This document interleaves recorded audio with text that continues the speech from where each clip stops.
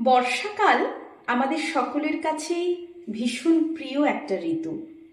বর্ষার সময় বিভিন্ন কবিরা তাদের লেখনীর মাধ্যমে বিভিন্নভাবে প্রকৃতির শোভা তুলে ধরেন, কিন্তু অতিরিক্ত বর্ষণও আবার ক্ষতি করতে পারে।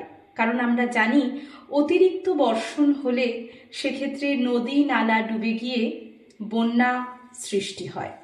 সেই বন্যা যদি হয় বা কোথাও অতিরিক্ত জল জমে থাকে, তো সেখান থেকে কিভাবে সতর্কতা অবলম্বন করবেন সেই নিয়েই কিন্তু কবি দিলীপ কুমার পাত্রের কবিতা বন্যার সতর্কতা আপনাদের সামনে তুলে ধরার চেষ্টা করছি। কবিতা বন্যার সতর্কতা, কবি দিলীপ কুমার পাত্র।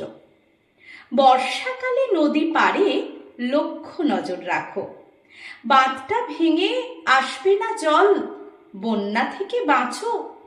নিচু জলা জমিতে নয়, শুনে রাখো কানে, বাঁচতে হলে বানাও বাড়ি উঁচু কোনো স্থানে।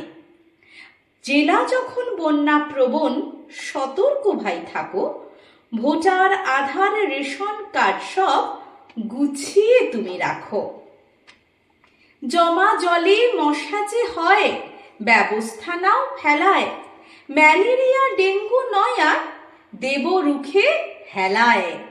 বন্যার সময় কলেরা আর ডায়রিয়া যে ছড়ায়, পরিশ্রুত জলটা খেলে স্বাস্থ্য ভালো গড়ায়। বন্যায় শিশু বয়স্কদের নিরাপদে রাখো, শুকনো খাবার ওষুধ যত মজুত করে রাখো।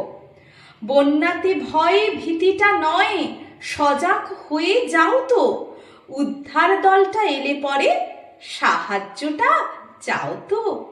বন্যার পূর্বে ফ্লাড সেন্টারের রাখো খোঁজটা নিয়ে, বন্যা হলে আপন জন সব উঠবে দ্রুত গিয়ে। নমস্কার।